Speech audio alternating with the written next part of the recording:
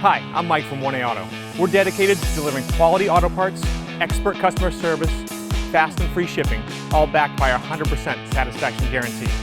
So visit us at 1AAuto.com, your trusted source for quality auto parts. In this video, we're going to be working with our 2001 Ford Ranger four-wheel drive. We're going to show you how to remove and replace your front lower control arm. This procedure does involve working with some special tools and some high-tension parts, so please make sure that you are properly equipped and confident in making this repair before starting this procedure. If you like this video, please click subscribe. We have a ton more information on this truck as well as many other makes and models. And if you need this part for your vehicle, you can follow the link down in the description over to 1AAuto.com. Here are the items you'll need for this repair. Using a flat blade screwdriver, remove the center cap from your wheel. Using a 19mm socket and breaker bar, loosen your lug nuts one turn. We have a wheel lock on ours, so we'll be using a wheel lock key to remove it.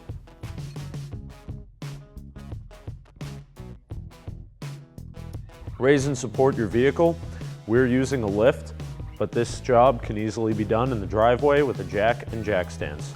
Finish removing your lug nuts by hand.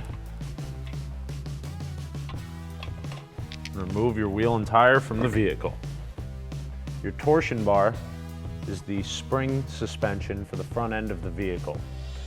We're going to index where it goes into our lower control arm here, just to make sure that everything goes back in the same way it came out.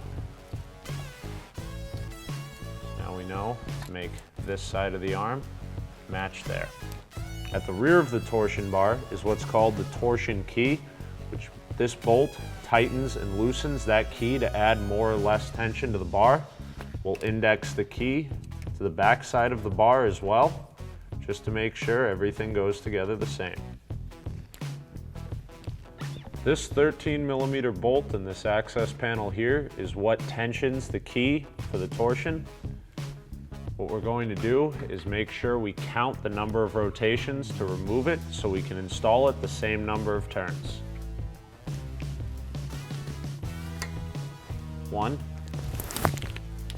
2, 3, 4, 5, 6, 7, 8, 9, 10, 11, 12, 13, 14, 15, 16, 17, 18 turns. Remove this cover with the two 13mm bolts at the top and 2 more at the bottom.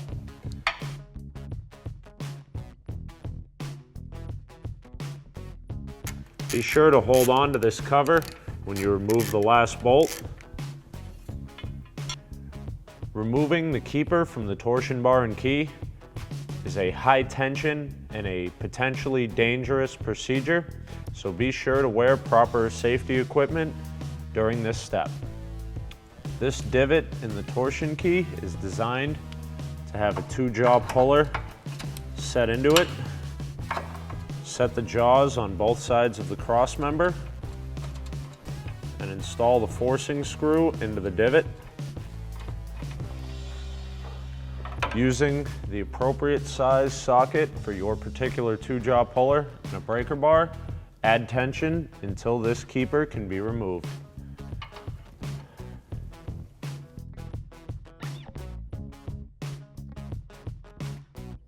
Once the key has been moved up and off of the keeper, lift up and slide the keeper out of your cross member. Then carefully loosen the 2-jaw puller until all of the tension is off of the key.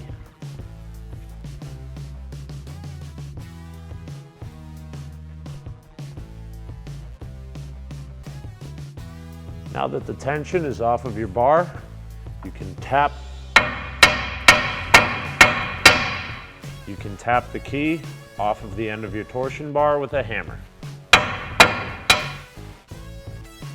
We soaked our torsion key in penetrating oil. Now we're going to pry it down with a pry bar. Tap it loose. We have this little cover up here that we can pull down. And then remove the key from the torsion bar. And remove our pry bar. Using a large hammer, hit the torsion bar and release it from the lower control arm. Now that we've hit the control arm to break some of the rust loose, and you may just be able to grab this torsion bar and remove it by hand, but ours is rusted in there, we're going to use a large punch and a big hammer and try and tap the torsion bar free from the control arm. Now, our torsion bar is kind of an extreme situation. Normally, you should just be able to pull these out of the back of the control arm by hand, but ours is rusted and really seized in there. You can't use heat, or you can't use a lot of heat on a torsion bar because it's spring steel, and heating it up will make it lose its spring quality and cause you to have to replace both of the torsion bars. So what we're going to do, since we're replacing our lower control arm anyway, is cut a section out of the lower control arm here to try to relieve the pressure inside of the sleeve from all the rust buildup. We're going to be using an air grinder or an air cutoff wheel. You could also use an electric cutoff wheel, grinder, or if you had to, a Sawzall would get the job done eventually. Be sure to use proper safety equipment and all the proper safety precautions, especially if you're doing this on a jack and jack stands, to make sure that you can free this safely. Be sure to score along the metal, making shallow marks and getting deeper so you cut through clean and even, because going too far is going to damage our torsion bar and cause us to have to replace it. What you can see I've done here is cut through the thicker ends first, and then we're making a long score along the center. I'm working this back and forth through the channel, because cutting into one section all the way through and trying to walk across could cause us to overcut, and will also chew through these cutoff blades much faster. So going back and forth through the score on thick metal is a good way to cut through clean and efficient without chewing through your cutoff wheels. Now that we've cut all the way through, we're going to use a wide chisel to try to hammer in there and spread out this socket that's holding our torsion bar in place. The method we can try is using an air chisel to try to separate this if we can't get a hand chisel in. With our chisel wedged in there to spread the control arm, we'll use a piece of pipe, or you can use a large deep well socket like an axle nut socket and tap it with a hammer to try to free that torsion bar.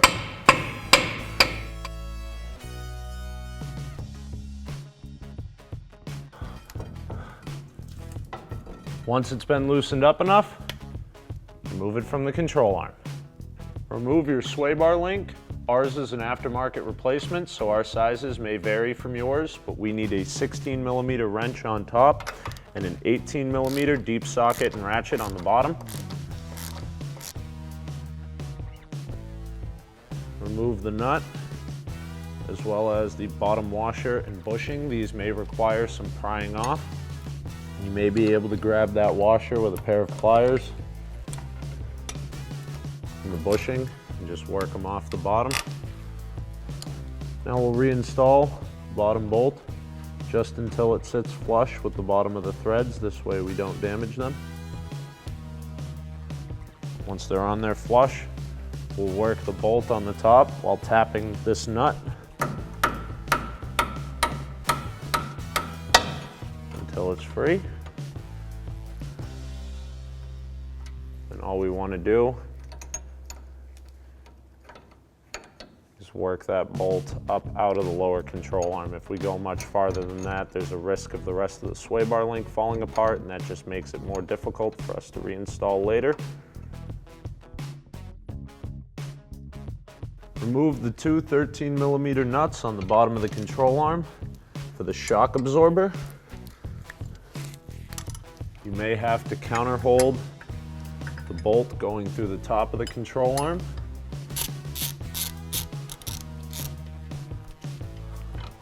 Remove the bolt once the nut is out and repeat this step for the opposite bolt. Now we'll use a pair of needle nose pliers to straighten out the cotter pin in our lower ball joint. Our lower ball joint nut is a 24mm socket. We still have a chunk of the cotter pin in there, but it's so old and rusty, and since we're replacing this anyway, we can probably get the nut to rotate right around it and snap it off. We will have to tap our 24 on with a hammer and then break it off with a 1/2 inch extension and breaker bar. For really stubborn hardware, you may need a cheater pipe for some extra leverage.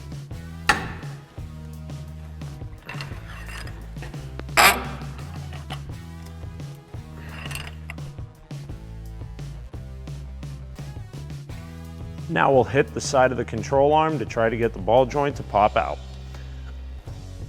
Where our new control arm comes with the lower ball joint, you may try using a pickle fork if the first method doesn't work.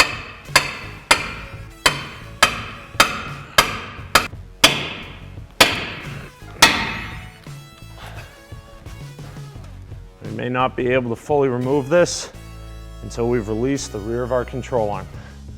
Using a 21mm socket, break the control arm bolts loose with a breaker bar. The nut on the back is secured into the frame, so as long as that little wing on it doesn't break, we shouldn't have to support the other side with a ratchet.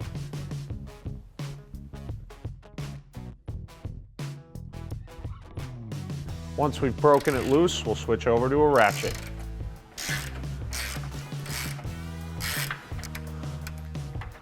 Once our bolt is free, we'll remove it from the control arm and leave our captured nut hanging in the frame if possible.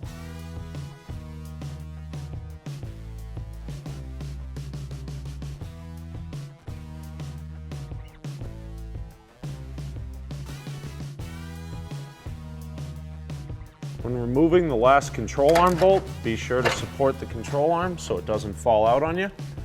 Then we'll pull it down out of the frame. With the control arm loose, we should be able to remove our lower control arm without the need to remove our CV axle.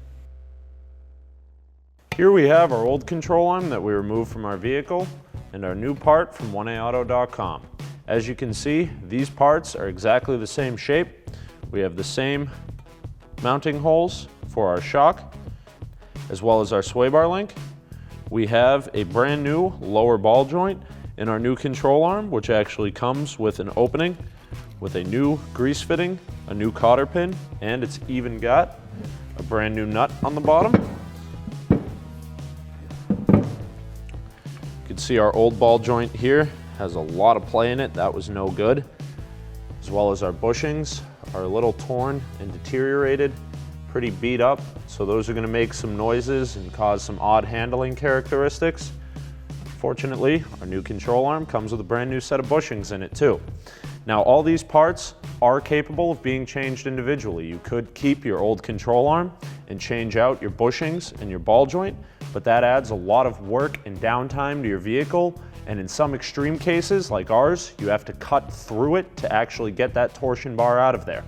So replacing this whole assembly saves you time, replaces all of the critical wear items in the lower control arm, gets your vehicle handling right, and quiets down that noisy suspension.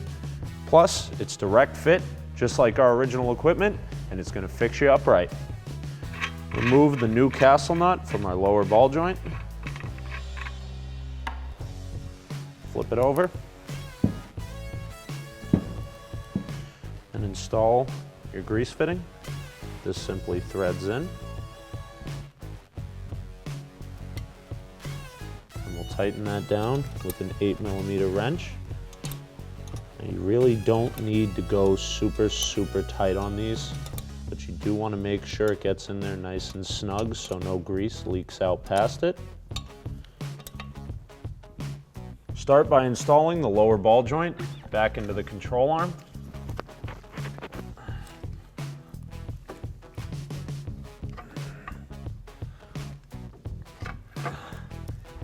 pretty tight, so you are just gonna have to work it around until you find the right angle to get it in there.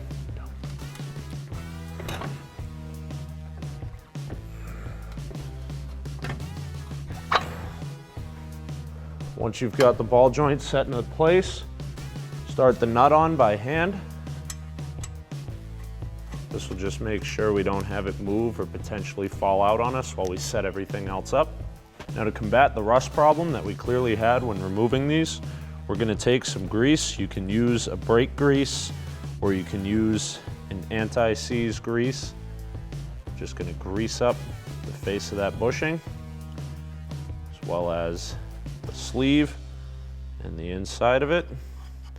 This will keep the bushings from seizing and squeaking against the body, as well as keeping the bolt from seizing into that collar. We'll do the keyway for our torsion bar as well to prevent that from getting bound in there and having to be cut out like our last one. Make sure we get this through and through on both sides of both bushings and into both bushing sleeves. This will make installation easier, and should we ever have to remove or replace these parts again in our vehicle's lifetime, it'll be that much easier the next time around. Reinstall the control arm bushings into the frame.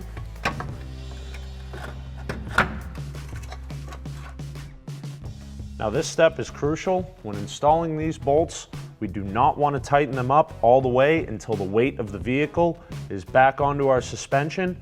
That way our bushings are nice and straight when they're tight at the vehicle's normal ride height, meaning they have their full range of motion in both directions with no preload to cause premature bushing wear. Now, it is all right to bring the bolts down close, but again, do not tighten them.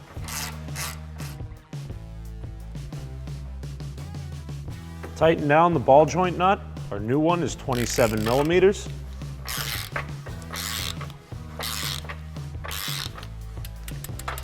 Torque the ball joint nut to 98 foot-pounds. Install the cotter pin through the slots in the castle nut and the opening in the ball joint. Pull it through.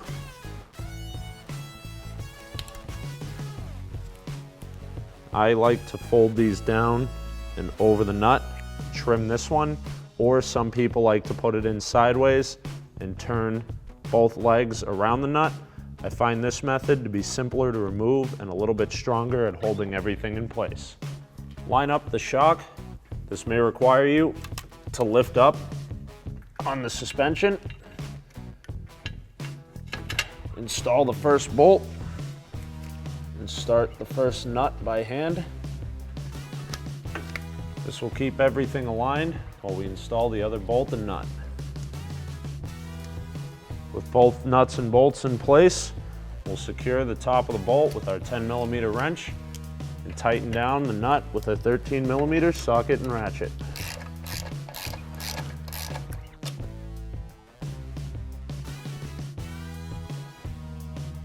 Now, our sway bar fell out during this procedure, so to reinstall it, we'll put the bolt through with a washer and a bushing on the top. Then we have a bushing and a washer go up against the bottom, followed by our sleeve, followed by a washer, then a bushing. That'll go into our lower control arm. Pry up on the sway bar and reinstall the bolt through the washer and bushing and into the lower control arm.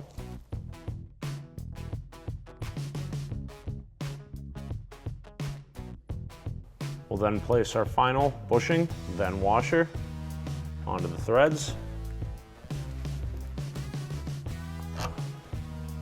followed by our nut, which we will then tighten down with a 16 millimeter wrench, the top of the bolt, and an 18 millimeter socket and ratchet on the bottom.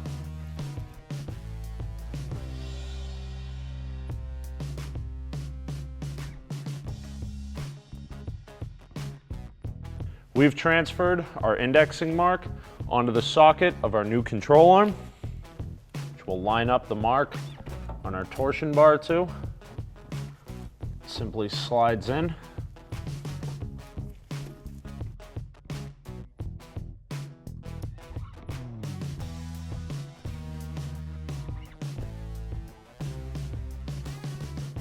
Line up your indexing marks and reinstall your torsion key onto the other end of the bar. Reinstall the 2-jaw puller into the divot on your torsion key. Again, make sure it's on there nice and secure. Use your proper safety equipment and a 16mm socket and ratchet for our particular puller. Run that torsion key up until we can get our adjuster block back through the cross member.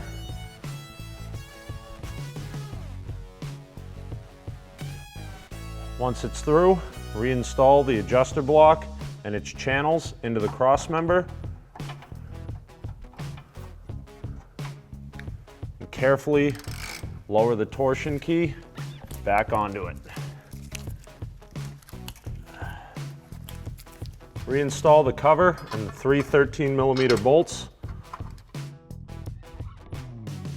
Tighten the bolts down with a 13mm socket and ratchet.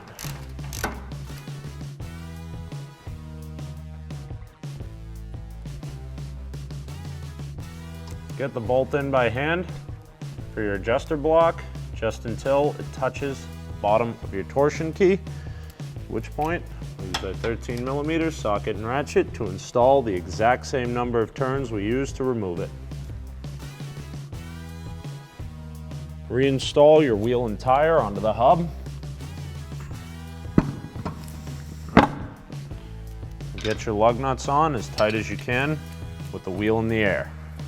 Put the weight of the vehicle back onto the tires.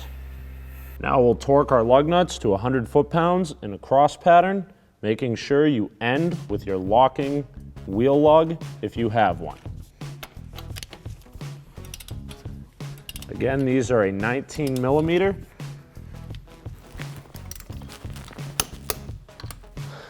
Line up the tabs on your center cap. Place them over the lug nuts. Tap it into place. With the weight of the vehicle back on the suspension, we can now finish torquing our lower control arm bolts to 121 foot-pounds.